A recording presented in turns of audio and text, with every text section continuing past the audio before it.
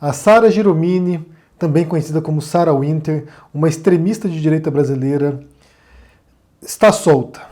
Ela foi presa dias atrás por uma série de acusações, na verdade, mas principalmente por ter ameaçado o ministro do Supremo, Alexandre de Moraes. Bem, eles vão abrir agora, eles vão revelar agora detalhes do inquérito, né? Ele estava sigiloso, eles vão tornar público o inquérito para que a gente saiba exatamente o que está acontecendo, mas está vinculado ao inquérito sobre atos antidemocráticos, né? Você tem vários grupos no Brasil agora, entre eles, um deles, na verdade, o organizado pela Sarah Winter, e ela fez uma série de manifestações, tanto manifestações em grupo, né, protestos, quanto manifestações orais, atacando o Supremo e atacando o ministro do Supremo. E por isso ela foi presa, ficou aí uns dias na prisão e agora está solta de novo. Eu quero analisar algumas coisas sobre essa circunstância. Já falei sobre a Sarah anteriormente, acho que fiz alguns 2, 3 vídeos já sobre ela, mas eu quero analisar alguns pontos. Que ela só está solta agora, que ela só está indo para casa, ela está com tornozeleira agora eletrônica, não pode se aproximar do Supremo. Ela só está solta agora porque ela é branca e não é pobre. Porque quando eu fiquei sabendo ontem que ela seria solta, eu fui na hora pesquisar a história do Rafael Braga, que eu tinha uma noção vaga da história, não sabia detalhes, e eu fui ver alguns links aqui, alguns vídeos sobre o Rafael Braga, e é mais chocante do que eu sabia, porque o Rafael Braga, ele era um catador de papel, negro, pobre, que estava na vizinhança das manifestações de junho de 2013, as manifestações que levariam depois, né, escalariam depois e conduziriam até uma série de protestos por todo o Brasil e que, como consequência, levaria o impeachment da Dilma. Naquele momento não era isso, mas acabou escalando e saindo de curso, né? E ele foi preso porque ele tinha consigo uma garrafa de pinho-sol e uma garrafa de desinfetante. E isso foi considerado pela polícia na época como material explosivo, como se ele estivesse preparando coquetéis molotovs para jogar, sabe-se lá onde. E o Rafael Braga nem sequer sabia do que se tratavam as manifestações, não era manifestante, e o pior de tudo é que ele foi a única pessoa presa e condenada na época por causa disso. E por quê? Como eu disse aqui, já expliquei, porque ele é pobre e negro. Basicamente foi isso. É mais uma vez a gente vendo todo o racismo institucional brasileiro em operação. A gente tem falado muito sobre isso esses dias, né, sobre racismo estrutural, institucional, ainda mais principalmente depois da execução do George Floyd em Minneapolis pela polícia, e isso deflagrou uma série de protestos pelos Estados Unidos e pelo mundo inteiro. Vários países do mundo aderiram a uma causa contra o racismo, e no Brasil também houve, nesse sentido, né, protestos contra isso, e o tema veio à tona mais uma vez. É um tema tão crucial que nunca deveria deixar de estar em visibilidade. Inclusive, se você não assistiu ainda, recomendo que vocês assistam ao Roda Viva da segunda-feira, que foi com Silvio Almeida, e na terça de manhã eu fiz um vídeo aqui sobre esse assunto também, para compreender essa profunda estrutura racista no Brasil e que leva a esse tipo de circunstâncias, né? Um sujeito como Rafael Braga, que fica preso durante anos, bem, depois teve outras circunstâncias, mas que ficou preso durante anos por causa disso, e a Sarah Giromini, que passa um pouco mais de uma semana na prisão e agora é solta. Isso, como eu disse, é uma demonstração dessa profunda desigualdade que existe nas instituições. Se ela fosse negra e pobre, você pode ter certeza que a gente não ouvia falar dela tão cedo na vida. E eu quero aproveitar, já que a gente está falando sobre isso, né, e mencionar a matéria de capa da semana passada na Isto É, Terroristas de Direita. Daí tem a foto da Sarah aqui, né, Sarah Winter com 2 armas, e dizendo o seguinte aqui: o Brasil é tomado por grupos criminosos que alimentam o projeto autoritário bolsonarista e passam a confrontar cada vez com mais violência os poderes constituídos. À frente deles, a ativista Sarah Winter comandou o ataque ao STF, hostilizou ministros da corte, invadiu o Congresso, foi presa e converteu-se em nova face do extremismo político. E daí tem aqui, né, alguns slogans, né, ataque ao STF, intervenção militar, armas para todos, volta do AI-5, fechamento do Congresso, Sarah Winter, líder do grupo dos 300, presa por atos antidemocráticos. E tem uma longa reportagem mostrando a estrutura, né, o que se sabe até agora sobre a estrutura que existe extremista dentro do governo Bolsonaro. A denominação de terroristas de direita é da revista Isto É. Mas quando você olha a reportagem, vou pôr o link para vocês aqui também, para que vocês confiram, para vocês entenderem o que está acontecendo no Brasil hoje. Quando você lê a reportagem, você vê toda a estrutura que existe, né, os financiadores, os ideólogos, quem coordena o grupo, quem pratica os atos, quem influencia nesse processo todo. Quando você estuda terrorismo, e eu já fiz isso durante um bom tempo, é um assunto que me interessa bastante. Quando você estuda terrorismo, você vê que é a estrutura básica de células terroristas, de organizações terroristas. Por exemplo, o Bin Laden. O Bin Laden não era uma pessoa que ele ia pessoalmente fazer atentados. Não, ele era alguém que coordenava, que orquestrava os atentados. Ele e outros líderes da Al-Qaeda. Havia financiadores para isso. Havia grandes empresários, grandes sheiks sauditas, por exemplo, que mandavam grana para o Bin Laden. Sem esse financiamento, sem esse canal de verba para as operações, não existe operação.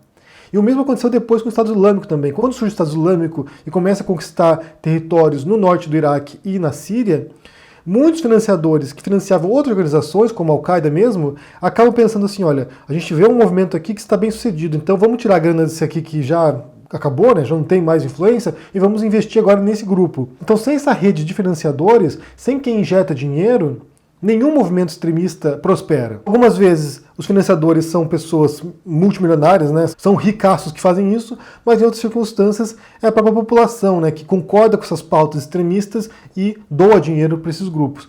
No caso da Sarah Winter dos 300, pode ser que nessa leitura, como uma organização, né, que tem intuitos extremistas, nessa leitura aqui, recebeu dinheiro em parte de empresários, mas também recebeu dinheiro de doadores anônimos, né, pessoas desconhecidas que vão lá e jogam dinheiro para eles, né. Eles fizeram uma vaquinha para poder fazer o acampamento dos 300 lá em Brasília e receberam uma grana alta para isso. Mas repito aqui, quando você entende essa estrutura, essa organização, aí fica a noção de que o mais importante é você fechar a torneirinha do dinheiro. Porque se não tem dinheiro para isso, eles não vão fazer nada. E o que a Isto É mostra nessa reportagem é a trajetória dela como extremista, né, que é uma pessoa que sempre foi extremista. Primeiro uma extremista de extrema esquerda, de um movimento feminista extremista, e depois ela muda drasticamente, radicalmente, e se torna uma direitista radical. Uma direitista extremista. E o irmão dela fala sobre ela, né, conta sobre ela, falando o seguinte, eu vou ler aqui um trechinho da reportagem. Esse é o irmão dela, o Diego Giromini, que é um lutador de MMA, e diz o seguinte: a Sarah Winter é fria e calculista em todos os seus movimentos na vida. É perversa e exibicionista. Ela integra um movimento político, mas dentro de sua cabeça é como se integrasse uma gangue de rua. E daí ele fala que ela foi prostituta durante um período, que sempre foi problemática, que tinha admiração pelo Hitler quando era adolescente. Ou seja, você é uma pessoa que só opera nos extremos. E tem gente que é assim mesmo, tem gente que só consegue, sabe, orbitar extremos, que não consegue ter uma visão ponderada da sociedade, uma visão, sabe, democrática do mundo. Muitos especulam que ela tem objetivos políticos, né, de se eleger, mas tendo em vista esse histórico dela, pode ser que em parte seja isso, mas pode ser que em parte também seja sempre estar liderando grupos radicais, sempre estar liderando grupos que vão estimular ou levar a tentativas de ruptura democrática. Ela fala muito em ucranizar, né, e isso remete a um processo que teve na Ucrânia, umas revoltas que tiveram lá, de grupos extremistas de direita e que desestabilizaram o país. Eu recomendo muito que vocês leiam essa reportagem da Isto É. A Isto É, ela meio assim, acerta e erra, né? A Isto É complicada, assim, eu já vi umas reportagens muito ruins da Isto É, mas nesse caso em particular, como é um assunto que eu acompanho, e eu sei todo mundo que está envolvido nesse caso aqui, me parece uma reportagem muito fidedigna. Então, confiram essa reportagem, porque assim vocês vão entender quem são as pessoas que estão por trás desse movimento, né?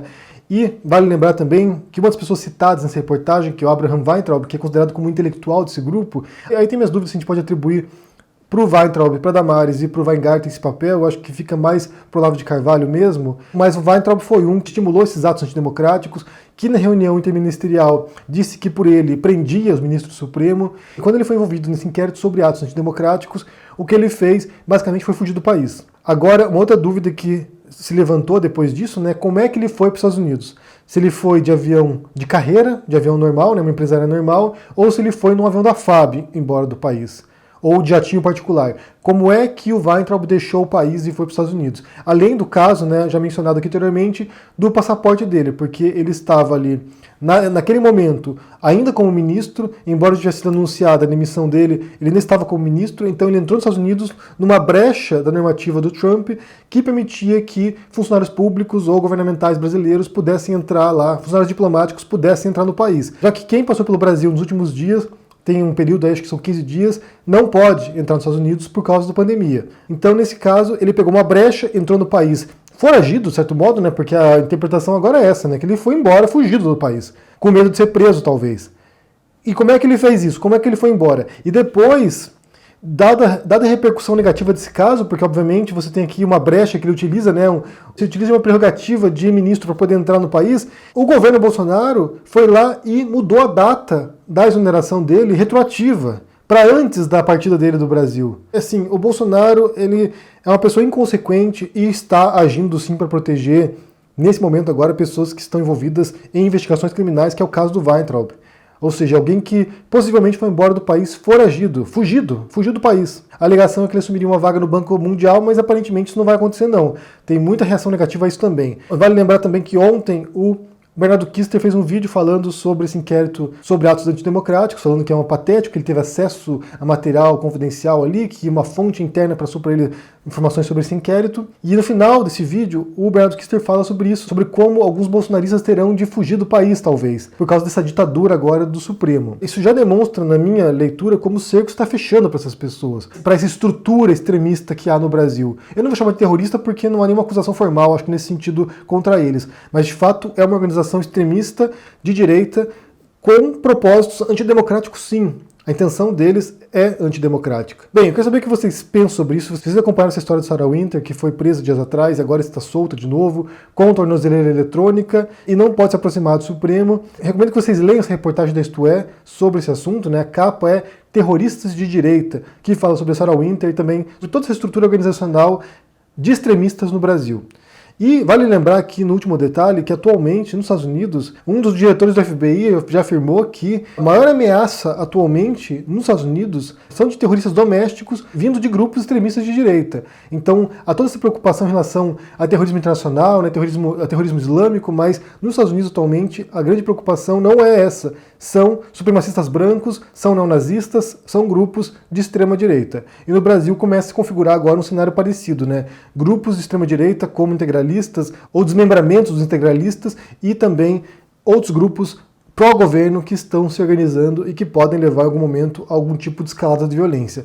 Só lembrando também, por fim, que um dos propósitos desse grupo 300 do Brasil, da Sarah Winter, era exterminar a esquerda do Brasil. Não é vencer a esquerda nas urnas, não é derrotar a esquerda, não é, propagar a mensagem da direita, mas é exterminar a esquerda. Então, de fato, não é um grupo democrático, não é um grupo que preza pelas instituições, não é um grupo que preza pelo respeito ao outro, não é um grupo que defende a democracia. Pelo contrário, é o oposto disso. Agora resta saber se essa investigação vai avançar e se vão prender de novo a Sarah Winter depois, né? Ou se ela vai ficar solta agora, livre, leve e solta, falando merda por aí.